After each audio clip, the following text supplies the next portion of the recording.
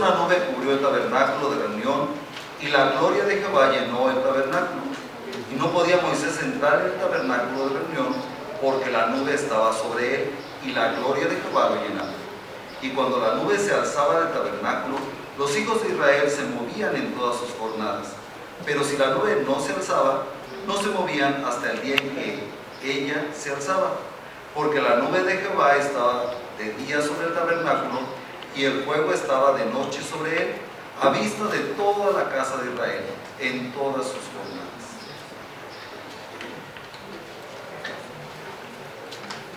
El ser humano experimenta conflictos constantemente, sobre todo en los momentos de cambiar sus relaciones. Cuando uno es hijo de familia, tiene una relación muy directa de sumisión con sus padres. Pero cuando uno ya se empieza a hacer cargo de uno mismo, de su persona y a veces de otras personas, entonces ya la relación es de autoridad. Una relación de autoridad que se debe de asumir. No puede uno seguir siendo dependiente en cuanto a las decisiones.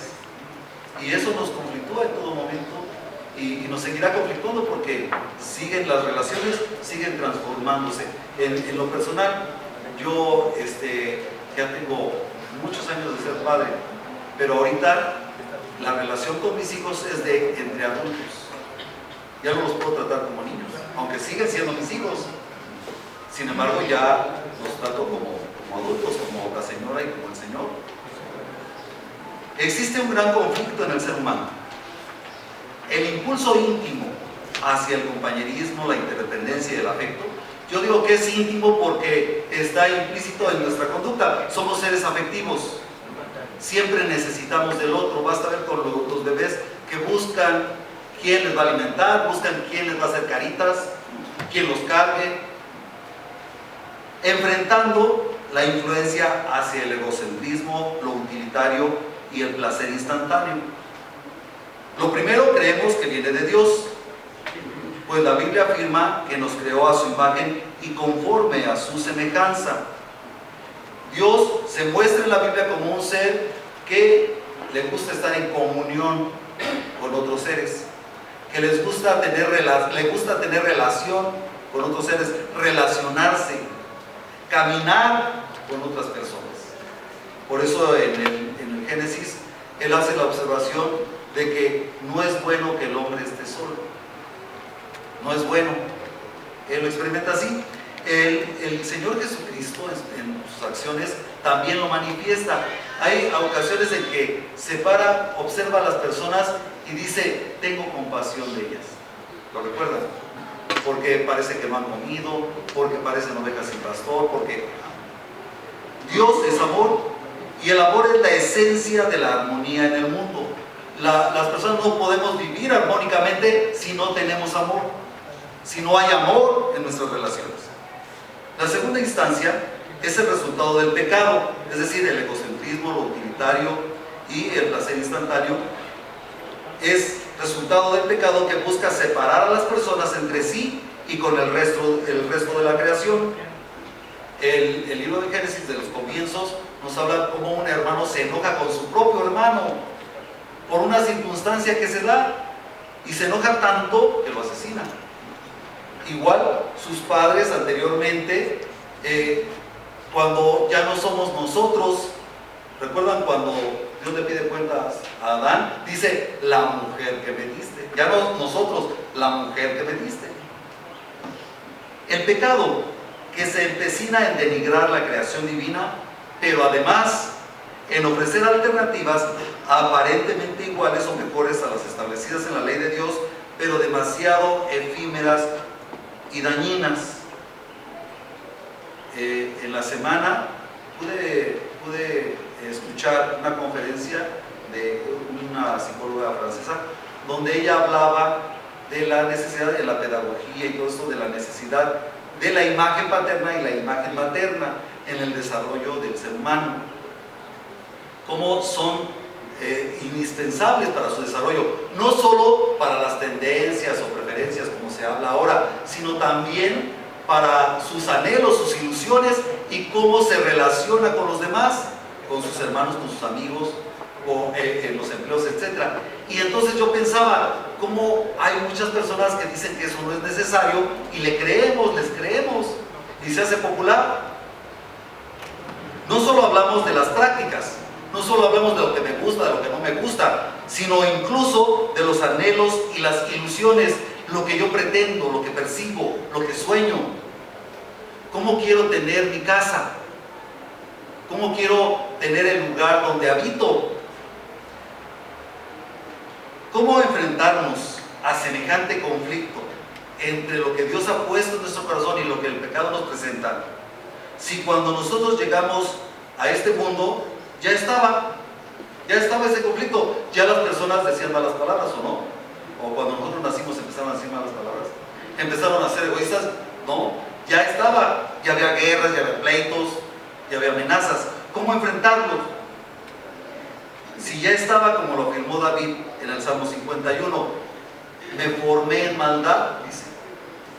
Parte de mi desarrollo, de mi crecimiento, se dio en personas que también tenían malas mañas, mala actitud. Jesús dio la respuesta ilustrativamente. Él dijo, el que no naciere de nuevo no puede ver el reino de Dios. Para vivir, para desarrollarse, primero hay que nacer. Hay que llegar y entonces uno empieza a aprender, empieza a ejercitarse. Entonces el Señor Jesucristo dice, hay que nacer de nuevo. Pero a lo mejor nos confundimos un poco. Él hablaba en lo espiritual. Entonces Juan lo planteó de forma práctica. Escribió, porque todo el que es nacido de Dios vence al mundo. Concuerda con lo que dijo Jesucristo, el que no nació. Esta es la victoria que ha vencido al mundo, nuestra fe. Es decir, cuando nacemos espiritualmente tenemos que desarrollar nuestra fe, comenzar a practicar, vivir en fe, alimentarnos en fe, nutrirnos en fe, ejercitarnos en fe. Esa es la victoria que vence al mundo. Cuando ya yo tomo decisiones de acuerdo a lo que creo, en quién creo. ¿Cómo sabemos que un billete falso es falso? Porque conocemos todos los billetes falsos, porque los hemos visto todos y analizados, y entonces decimos, este billete es falso, ¿ya lo había visto? O lo que necesitamos es ver el billete original, el billete verdadero, y entonces cuando veamos uno falso vamos a poder decir este es falso, porque conocemos el verdadero. La imagen de Dios en nosotros es el verdadero. Necesitamos conocerle a Él para saber qué actitudes en mí son falsas. Necesito yo conocerle a Él completamente para entonces comprender cuáles de mis conductas son conductas que no son verdaderas, son falsas. En este pasaje, que es los últimos versículos del libro del Éxodo, la narración culmina con una especie de resumen de las enseñanzas planteadas desde la manifestación de Jehová a Israel en Egipto y hasta el momento de erigir el tabernáculo. Es decir, desde que Dios contactó a Israel, ¿se acuerdan cómo los contactó en Egipto? A través de Moisés. Y les dice, ya Dios se acordó de ustedes. Y entonces empieza a tener injerencia Moisés en Israel, porque Dios le manda que vaya. Hasta este momento en que se está ensamblando el tabernáculo para ponerlo ya como debe de ser. Y todas se centran en una verdad irrefutable e ineludible. Dios es la verdad y la vida. Por lo tanto, sin Él, el hombre hecho a su imagen y conformado a su semejanza está muerto. Hablando en términos espirituales, está muerto. Es una muerte de veras. Por eso les decía que Éxodo es un libro crudo, nos muestra realidades. Si yo a esta florecita le empiezo a quitar los pétalos, le empiezo a quitar las hojitas que están abajo, y también los pistilos y esto, ¿se dirá que es flor? Ustedes podrán decir, sí, qué hermosa flor, si ya no tiene nada de lo que la hace flor. Así el ser humano, si nos quitamos la dignidad de seres humanos, Si perdemos la conciencia de nuestra alma, ¿seguiremos siendo seres humanos? Biológicamente, fisiológicamente a lo mejor, pero es como cuando las personas se quedan en estado vegetativo y uno dice, ¿eso es vida humana? El pueblo hebreo sufrió una transición dolorosa al convertirse en nación. Recordemos nuevamente, llegaron como familia a Egipto. Y en Egipto se convirtieron en nación, porque crecieron, se hicieron muchos. Pero digo que es dolorosa porque no podían tomar decisiones. Cuando hablamos de México, nosotros decimos, ¿a dónde fuiste a vacacionar? ¿A Veracruz? ¿Es México? Porque está delimitado. Entonces decimos, sí, yo vivo en México. ¿Y dónde es México? Pues en la frontera con los Estados Unidos, hasta la frontera con Guatemala y del Atlántico al Pacífico ya. Pero los hebreos no tenían tierra. Eran nación y no tenían una ubicación geográfica. Y eso les pasó por haberse alejado del Dios que llamó a sus antepasados, dirigió su desarrollo y guardó su linaje en esta tierra. Se olvidaron de él. Ya no le conocían, ya no le consultaban, ya no platicaban con él, se olvidaron. Si Dios hubiera sido mexicano, bien hubiera dicho, nadie sabe lo que tiene hasta que lo ve perdido, pero no era israelita. Entonces, bueno, Moisés, porque Dios le hablaba a Moisés y Moisés les platicaba. Así nosotros, ¿cuándo sabemos que eran útiles nuestras piernas, nuestros pies? Un día que no nos podemos levantar, o un día que ya no podemos caminar, entonces decimos, ay, sí, de veras que las hubiera cuidado, ¿verdad? O nuestras manos, o nuestro oído. Un nuevo comienzo se ofrece a Israel, con las bases y la claridad de la enseñanza puntual y oportuna nación de Dios. Se les ofrece un nuevo comienzo con todos esos atributos de aprender. El verso 34, vean cómo inicia. Entonces, cuando decimos entonces, ¿qué nos viene a la mente? Entonces, como una conclusión, ¿no? Esto, y entonces, por lo tanto, en consecuencia, así empieza el final. Entonces, pone el énfasis en que nada debe ser por casualidad ni atenidos al azar. Nada. Para el pueblo de Israel, nada puede decir, pues de chiripada llegamos aquí. No podemos decir, pues somos mexicanos porque a alguien se le ocurrió que donde hubiera una águila que agarraba una serpiente y eso, allí va a haber una nación. No podemos decir eso. Ellos no podían decir eso. Ya llegamos a este lugar, pues porque aquí llegamos y no, se nos ocurrió, no. Ellos dirían, Dios nos trajo a esta tierra. Dios nos dio esta tierra. Eso dirían ellos. El neófito se expone a los fracasos. ¿Qué es un neófito? Alguien que no sabe, alguien que desconoce, que tiene que aprender. Imagínense, les voy a poner una imagen muy difícil. Si un niño, para que aprenda que su mano es valiosa, se la tienen que amputar, ¿a dónde llegaríamos? Si un joven, para saber que una de sus piernas es valiosa, se la tendrían que cortar, ¿cómo estaríamos? Si para que yo tenga conciencia de que hay VIH, me tienen que infectar, imagínense, fritos, ¿no? Quien se capacita e instruye, actúa con solvencia, con seguridad. Por eso existen las escuelas, las universidades, por eso, porque ahí nos vamos a capacitar para que no nos pase, sino sepamos aprender desde la reflexión. Según el capítulo 40, perdón, está ahí mal, el capítulo anterior, no es el capítulo anterior, es este mismo capítulo 40. Las instrucciones dadas por Dios se siguieron al pie de la letra. Vean ustedes el verso 16 de este capítulo 40. Comienza diciendo, y Moisés hizo conforme a todo lo que Jehová le mandó. Así lo hizo. El 19 al final, como Jehová había mandado a Moisés. El 21 al final también, como Jehová había mandado a Moisés. Y así, todos esos versículos que están ahí. ¿Qué quiere decir esto? Que siguieron instrucciones.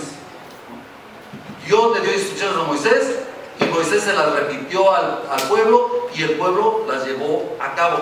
El que se las transmitía era Moisés. Esto es bien importante, hermanos. Bien importante. Cuando Dios le promete a Josué que prosperará su camino y todo le saldrá bien, se lo promete en consecuencia de que nunca se apartaría de su boca el libro de la ley, y que de día y de noche, no había distinción de día y de noche, iba a meditar en él. Porque nosotros le reprochamos a Dios: Señor, pero si yo soy tu hijo, ¿por qué me pasó esto? ¿Por qué me pasó aquello? Y entonces diría: hijo, porque es consecuencia de andar en mis caminos. Entonces aquí viene una consecuencia. Dice que obedecieron, todo lo que hicieron, lo hicieron conforme Dios le había mandado a Moisés. Por lo que en consecuencia natural se manifestó sin contratiempos. ¿Cuál es la consecuencia? Una nube cubrió el tabernáculo de reunión. Una nube cubrió el tabernáculo de reunión, consecuencia de la obediencia. La nube que apareció sobre el pueblo hebreo hacia adelante, la nube estaba hacia adelante del pueblo hebreo cuando salieron de Egipto, tiene la finalidad de guiar. Por eso estaba adelante, porque guiaba de día como nube y de noche como columna de fuego. Esta guía iba más allá del señalamiento del camino, porque podemos decir, por eso estaba adelante, señalaba hacia dónde iba. Va más allá de ese señalamiento y de los tiempos de avanzar. Ante todo, indicaba la presencia de Dios.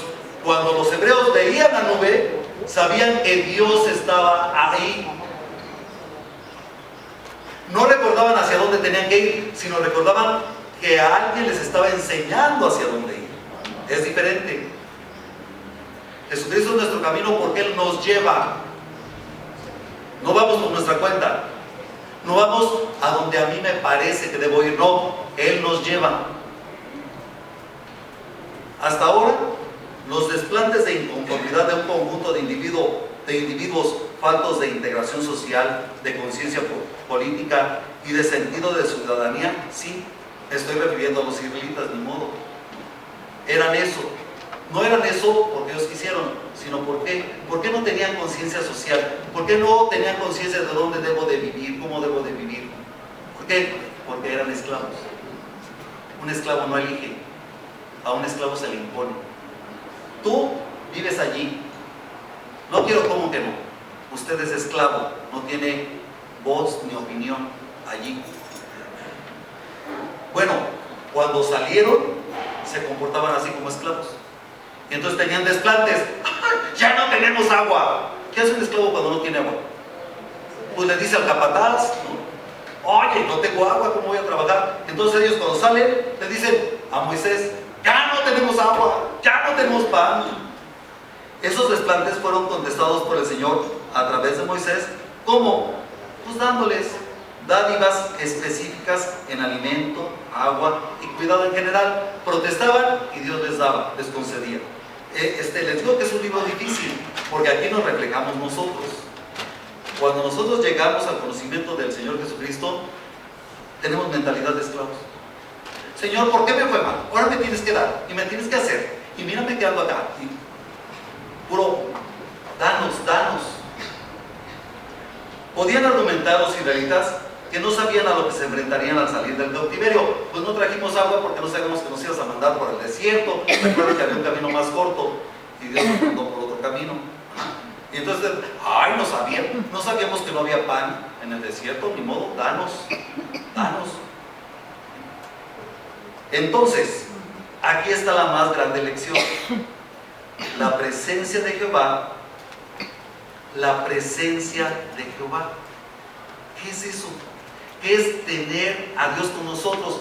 Insisto, los cristianos debemos de tener esa conciencia, porque lo que nos prometió Jesucristo no es que íbamos a tener coche del año, que íbamos a tener casa o que íbamos a tener comida. Lo que nos prometió es: yo estaré con ustedes todos los días.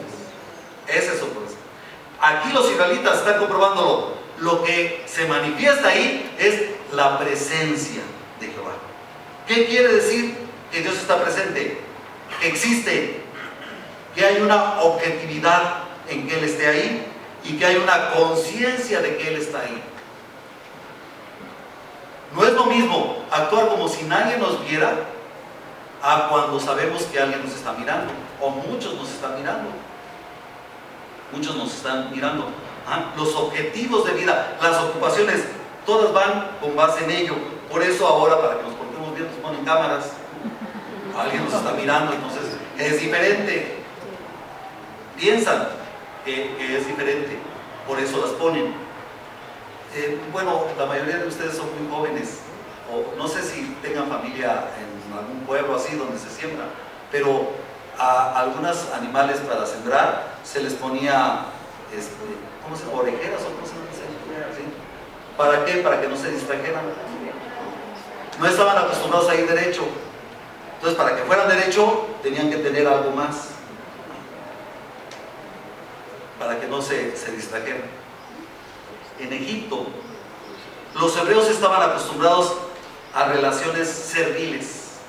Me acuerdo de Pablo, no crean, donde dice, y esto eran muchos de ustedes, cuando habla de pleitos, de borracheras, de celos, de envidias, dice, y así vivían muchos de ustedes, ¿se acuerdan? Bueno, en Egipto, los hebreos estaban acostumbrados a relaciones serviles, había un capataz y no era egipcio.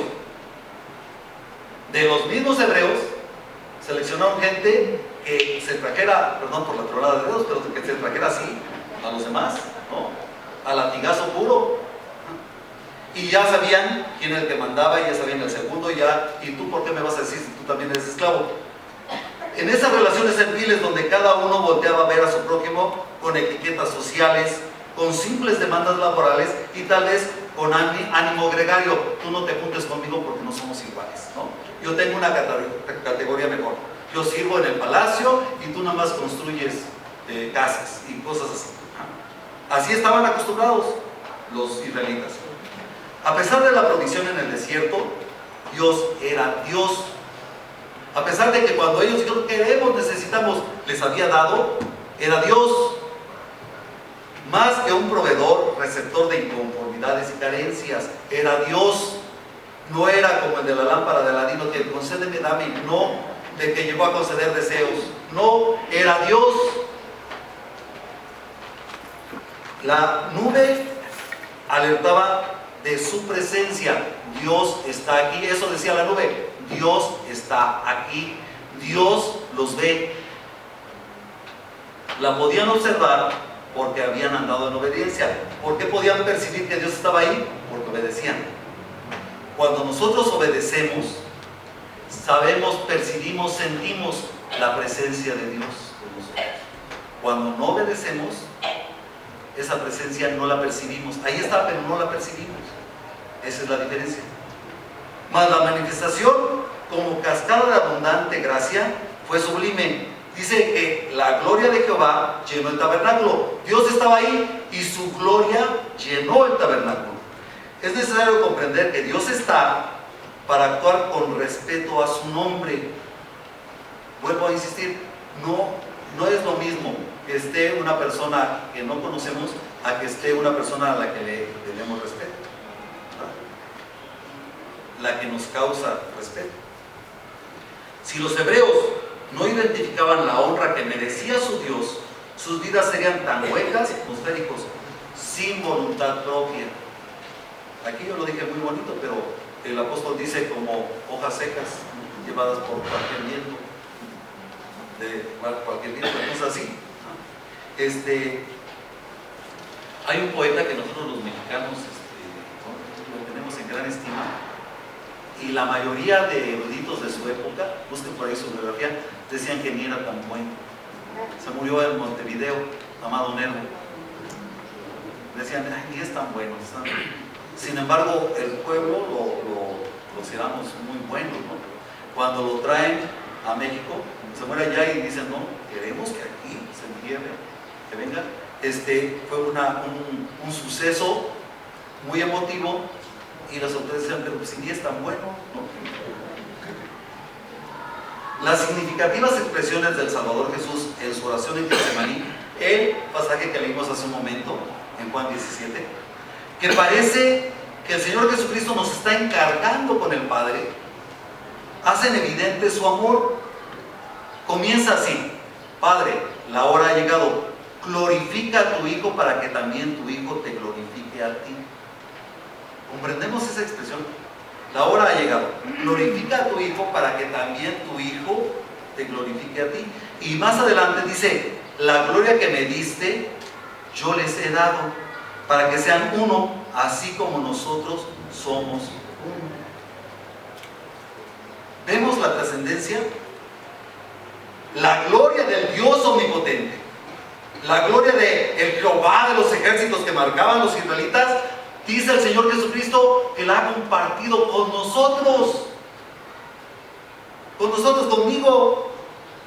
Un simple Señor que viene y que da sus sermones en la mañana, también soy partícipe de esa gloria. Lo dice Jesucristo. La compartió con aquel que llega hacia Él, está compartida. Yo la he compartido con ellos. Una apasionada discusión rodea estos versos, fíjense, que estamos analizando. Se discute en las redes sociales, se discute por los teólogos, ¿no? ¿Cuál es la discusión? Si la nube, principalmente porque también se habla de la columna de fuego, es solo ilustrativa o realmente fue un evento atmosférico. Se discute, o sea, si de verdad pasó, es decir, llegó una nube y se estableció ahí y se sintió una atmósfera diferente, o es figurativo, es decir, que nos ilustra nada más lo que sentía el pueblo de Israel, lo mismo que el tabernáculo. Imagínense estar armando y desarmando el tabernáculo cada vez que avanzaban. Algunos dicen: no, hombre, no era real, no era de veras, nada más es para que lo comprendamos. Y otros dicen: no, sí sucedió, sí pasó, sí había nube. Pero entonces, ¿cómo nos explicamos la gloria de Jehová? La nube no la podemos imaginar, pero la gloria de Jehová. Yo sé que Dios es poderoso y también es piadoso. Actúa para que lo comprendamos y para que lo experimentemos. Es decir, su palabra no solo es para que lo imaginemos, sino también para que sepamos qué quiere de nosotros y cómo actúa. Comentamos anteriormente que la nube guiaba en el desierto, por lo que tenía que ubicarse delante de la fila de los peregrinos hebreos, adelante para que supieran hacia dónde caminar. En esta porción se apunta, vean el verso 37, que cuando la nube se alzaba, los hijos de Israel se movían en sus jornadas. El verso 36 al final, los hijos de Israel se movían en todas sus jornadas. Y en el 37, si la nube no se alzaba, no se movían. Algunos lo interpretan asintiendo que cuando tenían que retomar la marcha, la nube se alzaba y entonces el pueblo se levantaba y se ponía a caminar siguiendo la nube. Algunos interpretan así. Sin embargo, bien pudiera también interpretarse que inmediatamente al ensamblado del tabernáculo, fíjense, no sé cuánto tiempo les llevaría, pero tenían que ensamblar el tabernáculo, las bases, los postes, las tablas, las cortinas, todo eso. E inmediatamente que la nube se alzaba, era la base de dependencia de Dios para toda actividad del pueblo. Es decir, no solamente que tenían que caminar, sino también que tenían que cumplir con lo que tenían que cumplir. ¿Con qué tenían que cumplir? Pues no sé, una ama de casa como que ¿qué tenía que cumplir? ¿O qué tiene que cumplir? Si cocinar, si lavar la ropa, si arreglar un padre de familia, no sé, que fuera carpintero, ¿con qué tenía que cumplir? Un maestro, ¿con qué tenía que cumplir? Etcétera. Toda actividad del pueblo. ¿Por qué? Porque Dios estaba ahí. En su nombre se actuó. Ellos tenían que actuar porque Dios estaba ahí. ¿Por qué trabaja usted? Una expresión muy triste: ando correteando la chuleta. ¿Usted trabaja por eso? Para ganarse una chuleta. Qué triste, ¿no? ¿Por qué trabaja usted? ¿Por qué usted hoy en la mañana agarró una camisita o un vestido y dijo: hey, se lo voy a poner a mi hijita? para que se vea bien mona. ¿Por qué? Porque no había de otra, por obligación. Cuando nos levantamos, siempre decimos, hoy, por ejemplo, hoy ¿usted qué planes hizo? Ay, voy a ir al cine, o voy a ir al parque, o me voy a ir a comer a ese restaurancito donde guisan sabroso, o voy a ir a visitar a mi amigo fulanito, a mi familiar menganito, eso. ¿Qué planes hizo? Porque así hacemos, ¿no? Planes. Ay, hoy voy a aprovechar el tiempo y voy a hacer esto.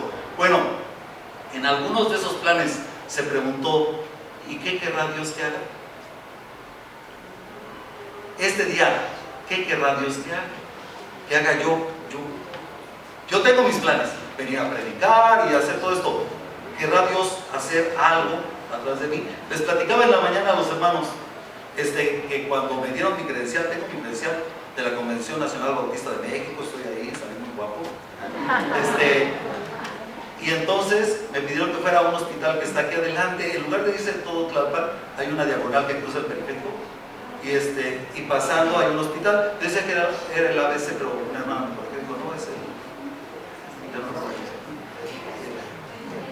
Médicas, gracias. Es bueno tener hermanos de la región. Y entonces fui, saqué mi credencial, fui ahí y me recibieron muy bien porque llegué y dije, buenas tardes, vengo a visitar a una persona que está enferma, mire, es el ministro de México, ¿no? Y entonces la chica que me recibió me dijo, ay, muy bien, adelante, ¿usted es pastor? Sí, ellos, adelante. Y ya llamó a alguien, llévalo por favor. ¿A quién viene a ver? A fulanita tal, en el cuarto tal, y me llevaron, y yo me sentía pastor. Y incluso me dijeron, oiga, ¿y si hay otra persona que quisiéramos quedar con esto? Claro que sí, para eso vengo, soy pastor, miren. Tiempo después, me pidieron que fuera a visitar a un enfermo al centro médico. Igual llegué con mi credencial, estaba un policía ahí que yo sentía que estaba chaparrito y el uniforme me quedaba muy grande, pero algo no fue percepción. Y llegué y le dije, buenas tardes, vengo a ver a una persona que está enferma, este es mi credencial y eso. Y dijo, fórmese. No estoy enfermo yo vengo a ver a una persona que está enferma y eso. Fórmese, todos se forman, fórmese. ¿Trae credencial de lector? Claro. Pues mejor saque esa porque esa no le sirve. Me fui a formar una colota grande. Cuando estaba formado, la señora que iba delante de mí, que oyó toda la discusión, volteó y me vio y dijo, ¿usted es pastor? Le dije, sí, a sus órdenes. Dice, fíjese que apenas hace un par de días fui a mi clínica y me diagnosticaron cáncer y me dijeron que ya estaba muy avanzado. Y no sé ni cómo me siento. No sé ni qué hacer. Empecé una plática con ella, empecé por lo más sencillo, ¿no? A ver, la ciencia está muy avanzada, usted confíe y Dios le puede ayudar. Y ya empezamos a platicar. Bueno, la fila se nos hizo cortita, que todavía tuvimos que meternos y estar platicando otro ratito más adentro. En ese momento, yo me di cuenta que yo iba con una intención, visitar a un enfermo, pero Dios tenía otros planes. Dios tenía otros planes, por eso no me dejó pasar de volada, ¿no? Y entonces le dije, Señor, perdóname por todo lo que pensé de policía.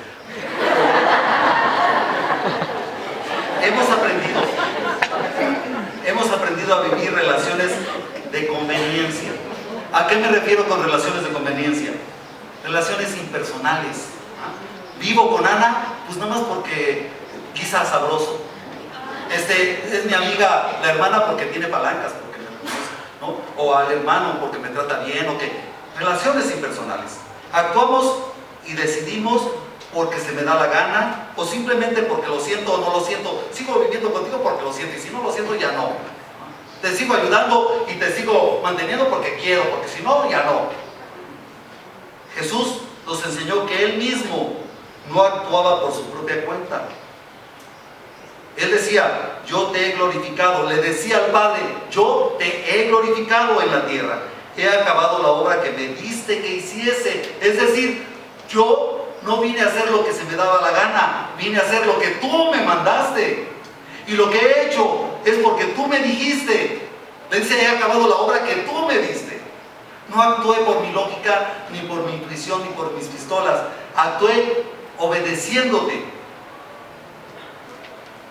mantuvo su posición de hijo, no olvidó su relación, tenía una relación, no llegó como el llanero solitario, no, él tenía una relación, era hijo, tenía padre. Por el contrario, le dio prioridad a esa relación frente a sus necesidades básicas como ser humano. Si lo recordamos, ¿cómo fue tentado en el desierto? Pan. ¿A quién le dan pan que llore? Dicen. Pues Jesucristo dijo, primero está el obedecerte a ti, que saciar mi hambre. Una necesidad natural que nosotros decimos, pues es natural, yo actué porque es natural, soy ser humano. Pues el Señor Jesucristo no puso el ser humano como algo pues es que tuve que comer. No, dijo, si vine a obedecerte, voy a obedecerte primero, antes que saciar. No quiero darles una decepción. ¿Y por qué estudiaste mucho? Porque quiero honrar a mis padres. El Señor Jesucristo lo experimentó en el Getsemaní, lo recordamos. Él dijo, ay, qué ganas de evitar el sufrimiento, pero no se va a hacer lo que yo tenga ganas, se va a hacer lo que tú me dijiste que hiciera. Y tú me dijiste que fuera a la cruz, voy a la cruz. Porque era hijo. Quiso dejarnos esa enseñanza didácticamente en la oración que llamamos el Padre Nuestro. Porque precisamente, ¿por qué le llamamos el Padre Nuestro? Porque comienza diciendo Padre Nuestro. Es decir, no somos huérfanos ni somos solitarios. Tenemos una relación. Espiritualmente tenemos una relación, tenemos Padre. Yo no hago lo que se me pega la gana o lo que quiero, porque tengo Padre. Y si tengo Padre, le obedezco. Actúo como hijo. Como hijo, porque tengo esa relación, existe. Y así actúo con dignidad, porque tengo esposa. Sí, soy ser humano, sí, ando en el mundo, pero no soy soltero. Tengo esposa, ustedes lo saben. Entonces hay una dignidad de esposo. Soy padre. No puedo actuar como si no, yo no tengo hijos. Sí tengo. Y tengo que actuar con dignidad de padre. No puedo hacerme el desentendido. Decir, no, pues yo ya no, que vengan contigo. No. Soy padre y soy consciente de eso. Soy ciudadano. Y si soy amigo, y si soy profesionista, y si tengo una relación con alguien, me comprometí tengo que actuar así, en consecuencia. Unos hermanos encontraron un pajarito tirado. Entonces lo criaron y él con muchas ganas de vivir. Pero alguien sugirió y dijo, si estaba tirado es porque la mamá lo vio defectuoso y lo tiró. Por ahí encontraron que sí, creo que traía una alita media mal. Eso hacen los pajaritos. La mamá es práctica. Todo el amor materno, que el pajarito, que ir alimentando, cuando ve que ya no se puede, vámonos. Los seres humanos no hacemos eso, ¿o sí? Los seres humanos no hacemos porque somos seres humanos. No nos guiamos por instinto.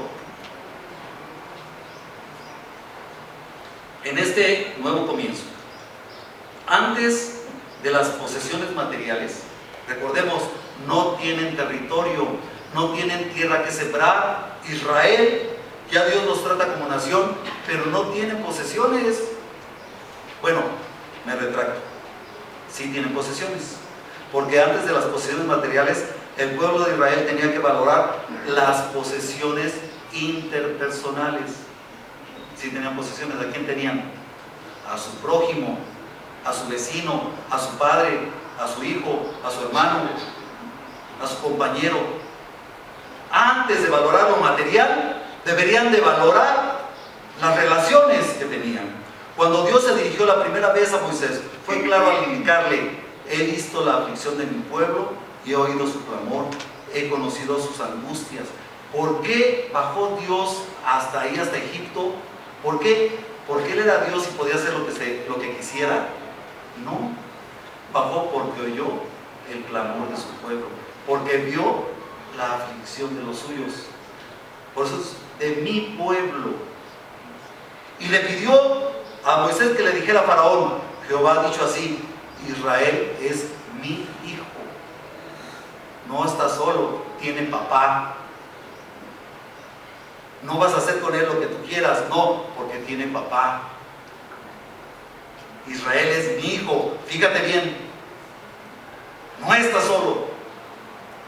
Por lo tanto, ellos tendrían que construir relaciones que les proporcionaran un sentido de pertenencia, de identidad, de afecto y de concordia. Tenían que darse cuenta que el otro es valioso para mí. No serían anacoretas, engreídos, ni arrogantes y misericordiosos. ¿Qué quiere decir anacoreta? Alguien que se aísla, ¿no? Pues yo solito, yo nada más, a mí no me haga hacer equipo porque yo solito puedo, ¿no? Yo me basto. Ese es un anacoreta. Ellos serían nación, donde hay relaciones, donde uno depende del otro, donde yo tengo que saber que lo que yo hago le compete al otro. Si yo hago mal mi tarea, el otro va a estar mal. Y si el otro hace mal su tarea, yo también voy a sufrir. Eso es una nación. Primero Dios es el principio de una vida gloriosa. Primero Dios, hoy voy a ser primero Dios. Y voy a tomar esa decisión primero Dios. No de una vida que ahí se va. Cualquiera puede vivir una vida, cualquiera. Y cualquiera puede andar cristiando y golpeándose. Pero nosotros somos cristianos. Primero Dios es una vida gloriosa. Que deja huella, que marca para bien.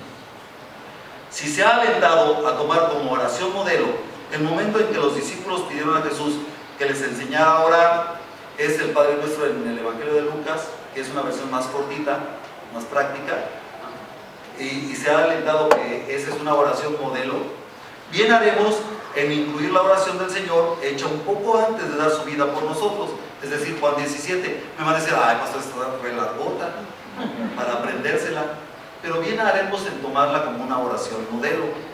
Muchos le toman como una oración sacerdotal, es decir, que pide no por él. ¿Por quién pide Jesucristo? Por nosotros. Y bien haremos en tomar en cuenta eso, de que dejar el hábito de estar diciendo, y dame Señor, y que a mí no me pase, y tener en mente las personas en las que influimos. Señor, que mi mal carácter no afecte a mi hijo,